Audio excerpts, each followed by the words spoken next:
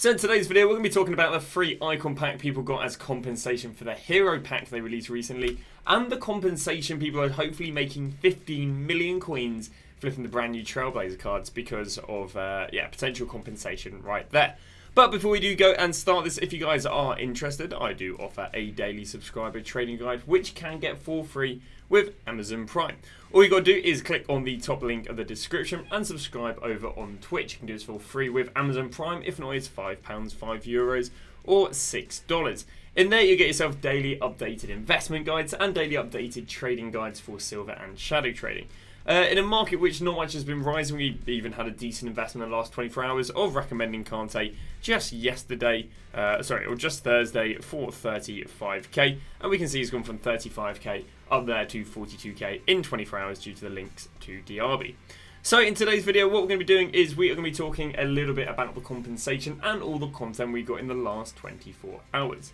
Now, we'll start off by talking about the pack compensation, which is what we have here. So you may wonder, how on earth do I have a base icon pack? Because obviously, you know, we don't really have any base icon SBCs in the game.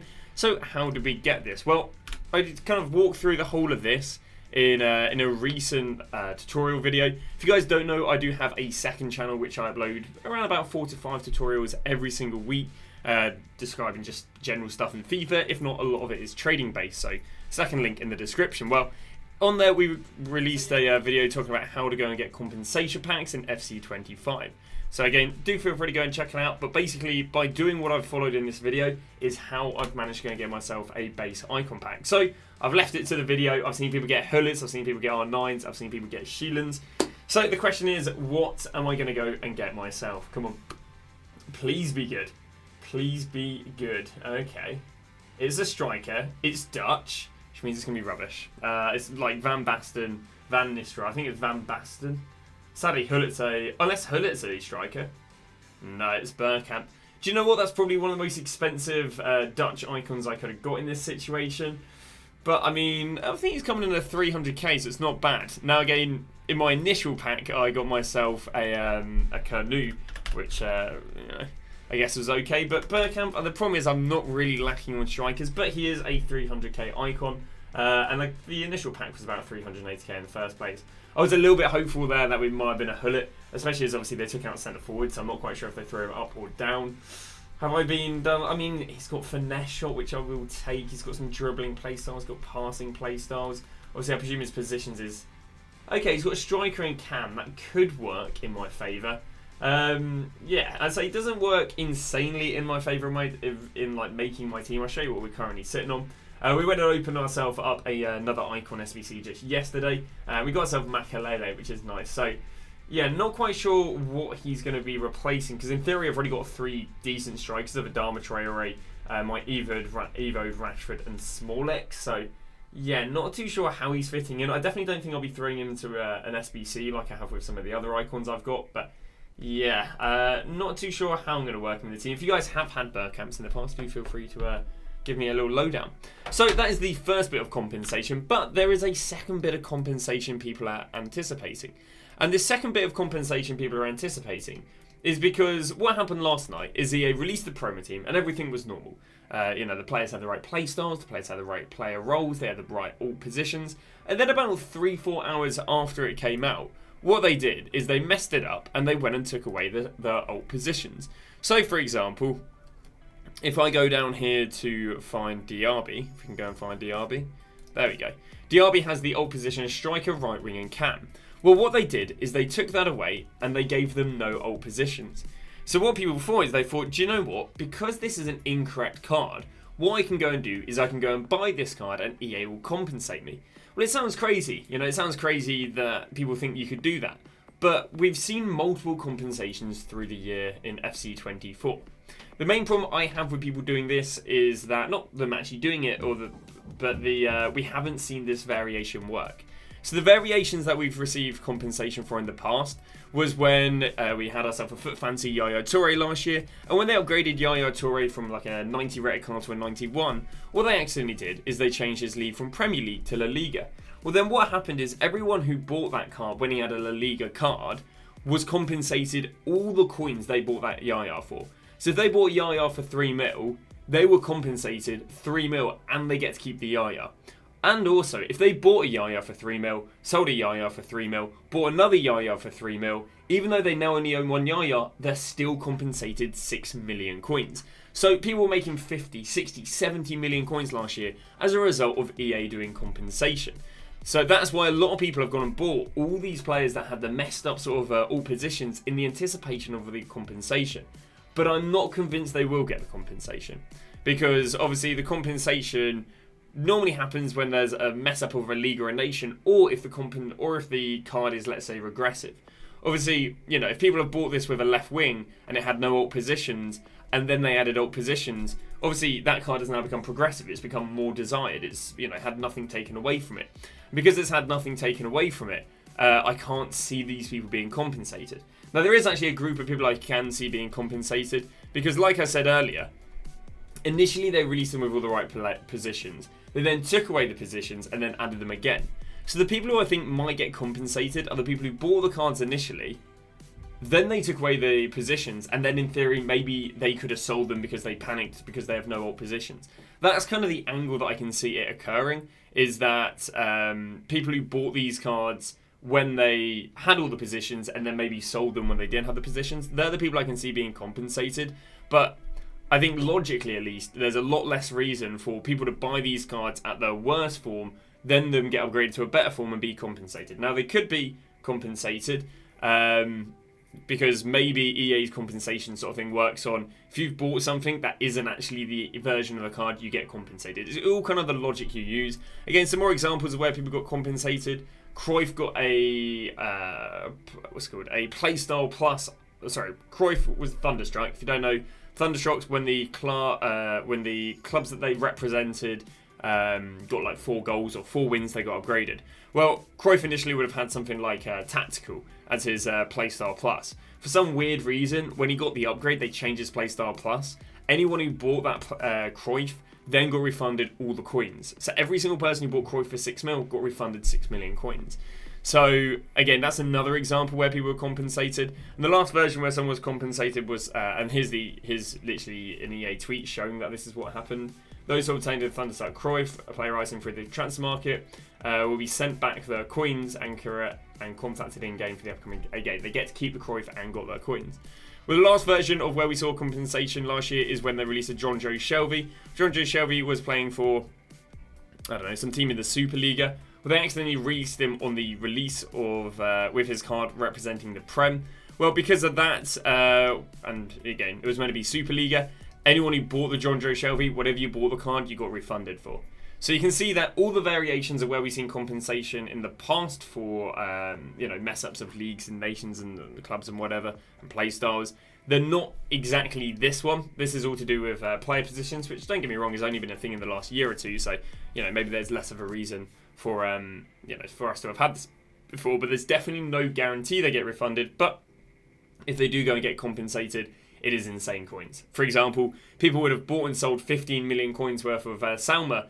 If they win, they're going to go and get 15 million coins for free. If they lose about 800k on tax. So, it's definitely a high risk, very, very high reward. And it's, but not necessarily for everyone. So, that's kind of what happened yesterday. If people do go and get compensated, well, then that's another thing we can add to the bank. It's really good to keep on top of what EA compensates, because when you've got a bank of knowledge or a bank of sort of circumstances where you're going to go and get an insane amount of coins if you can abuse the them glitching it out basically, then it's good. But again, because this isn't one we had seen before, it's definitely no guarantee you're going to go and get compensation. But with how many coins people have made off the pass, you can definitely angle it's worth the potentially worth the gamble. So that goes and covers the compensation. I myself didn't go and buy anything. I'll be honest with you, it happened at like 10 PM or something like that. I'm just not active on FIFA at 10 PM. When it comes to the evening, I kind of take my time off. So what else did we go and get yesterday? Well, we only got 2 player SBCs. We only got ourselves a Diaz and we went and got ourselves a Beasley. One a lot more desirable than the other. So let's go and talk about the more desirable one of Diaz. Now, let's have a little look at what Diaz did to the centre back. I mean, let's talk about the Diaz card first. So Diaz has come out here with a lovely upgrade to the card. Obviously, plus 13 to the pace. It's kind of what they've done for all the centre-backs that have had promo cards. Keeps his Bruiser playstyle plus, which I'll be honest with you, I don't really think people wanted too much. I'm not sure if he's received too many brand new playstyles, but yeah, I think he actually has, because I think I remember looking at his previous one and he just had a massive lack of defensive. Yeah, his previous card is crazy though. He's got Power Header and Bruiser. Well, the promo card, or the SBC, actually received a few more. He got himself some passing playstyles and he got himself some defending playstyles, which is nice. No aerial, which is a bit meh for these guys to have. I don't think Anticipate is what... Yeah, I mean, Anticipate and Block are definitely more desirable on the centre-back. But yeah, not too bad of a card. Just could be more desirable for 400k SBC. Now, I do think this card will be quite heavily completed, because for centre-backs this year, we just haven't had any insane SBCs. We had the Varane at the beginning of the game, and then apart from the Varane, it's people just running maybe untradeable heroes, icons they get in their club. So I can see there being very high demand. We can see there is a bit of demand because some of the centre-backs he replaced are down. For example, Romero, I mean, they're nothing significantly. 195, went down there to 175, has rebounded to 190 since. Van Dijk went from 166 down to 147 and is now still down 10k. And yeah, that's about it. Although one thing that would hint towards him not being that demanded is his link investments haven't done anything too insane. Before he came out, he was 870, now he's 840. Before he came out, he is 280. He is up to 300k now, which would definitely hint a little bit of demand. And Gvardiol, before he coming out, was 337 and is now 33. And finally, Kyle Walker at 9.4. Before he came out, now 7.2. So quite mixed reactions on regards to dropping replacement cards and lack of rise on link investments. Again, Saliba also went from 95 down there to 87, has rebounded to 90 since. So definitely not had too big of an impact in comparison to what he could have. Again, Van der Ven literally went down 5, back up 10. So yeah, definitely didn't have anywhere near as big of an impact as he could have. We'll talk about Fodder in a second as well. Beasley is substantially less demanded. I believe the problem for him is he has no defending playstyles. Yeah, I mean, you're not really going to want to play him in the left mid or left wing position. He's got no defending playstyles. I mean, he's 6'8". He does a Premier League, which is a lot nicer over the NWSL, but for 370k, it seems absolutely insane. Bear in mind, you can just go and get Mendy for a lot cheaper. So a lot of the arguments with Diaz is like, you know, you can go and buy yourself a Virgil van Dijk, who probably with aerial and his, you know, his physical stature, probably does as good of a job, if not even maybe better. But yeah, they're kind of giving him offensive playstyles. But he just wouldn't be demanded offensively. He's also only got wing back as a left back player role plus. Now, what did he go and do to left backs? Not too much. I mean, we'll go and look at stuff like this. Theo Hernandez, before he came out, was 400k, still 396. Capdevila, before he came out, 336, still 317. Mendy, before he came out, was interesting, 52, now down to 49. And then, I mean, we'll also look at this Theo Hernandez. Before he came out, 1,038,000. Well, he is more right now. Another reason why Theo Hernandez is up, because that card is 4 times as much, where it could have been anywhere from like 2 to 3 mil. When it came out being about 4 to 5 mil, resulting in this card rebounding, because, you know, 4 million coins on a left back. 1 million coins on a left back is crazy, but 4 million coins on a left back is a sort of mental asylum sort of levels of paying for a fullback. Either of those SBCs do anything for Fodder? Well, 85s are down from 5.5 down to 5.2. 86s are down from 9.2 down to 8. 87s are down from 13.5. Do you know, I've probably picked really bad examples here because these cards have all had dynasty cards. Mead is down from 15k down to 14.5.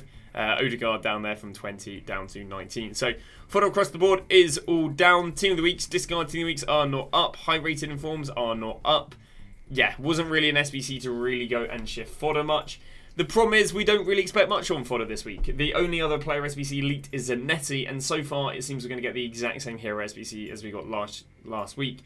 So yeah, normally I'd recommend going and buying Fodder maybe Saturday evening, Sunday morning, but at least with what is currently leaked, we're really not backing Fodder this week. Again, maybe more stuff gets leaked down the line, maybe we'll recommend it, but with what is currently leaked, we're about to go into the 3rd week in a row of SBC Fodder just not doing well.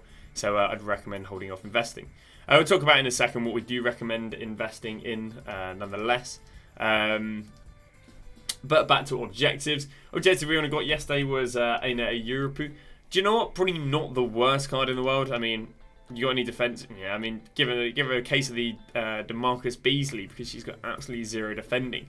Offensively wise, she's got some really nice player roles. In fact, do you know what'd be interesting? I wonder how good this card is compared to Beasley. Surely this card is very comparable to Beasley. Don't get me wrong, you know, they offer completely different links. I'm not brain dead in that.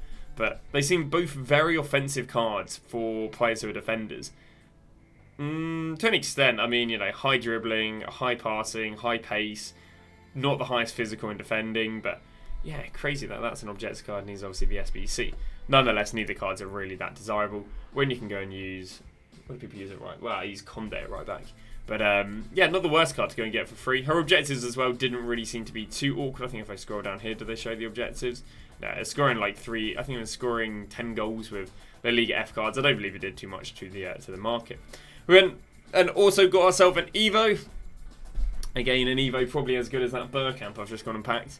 I don't think it does anything too crazy. It creates some fun cards, but I don't think it necessarily creates some meta cards. If we look at the most popular one right here, we've obviously got ourselves Nani. Playstyles, what does it go and give? It's got Power Shot. Does all of these? I saw this guy looking quite good. What is he? 6'7". Yeah, this guy I think has a crazy card. 6'7", aerial, rapid, Power Shot, relentless. He is sitting on a 2-star skills, 4-star weak foot, but I'll be honest with you, a 6'7" man isn't exactly always expected to be that much of a skiller with the input delay between his brain and his legs. But yeah, I mean, quite an interesting card right there. Again, I don't think it creates any game-breaking cards. Can't imagine it really replaces anyone in my team. But, you know, nonetheless, some fun-ish cards. Do any of these guys have... I don't know if it really gave much of it. I don't think it gave any skill boost. I think it just gave rapid... Sorry, I'll go and see what the upgrade was. It went and gave rapid, playstyle plus, relentless chip shot, power shot, which is good, poacher, which is nice. Gave a +1 weak foot, maximum 4, and then gave maximum 85 dribbling, 84 passing, 85 shooting, 90 pace, and maximum 84 rating. But yeah, quite cool. Quite cool. We do like these silver Evos given brand new players into people's clubs.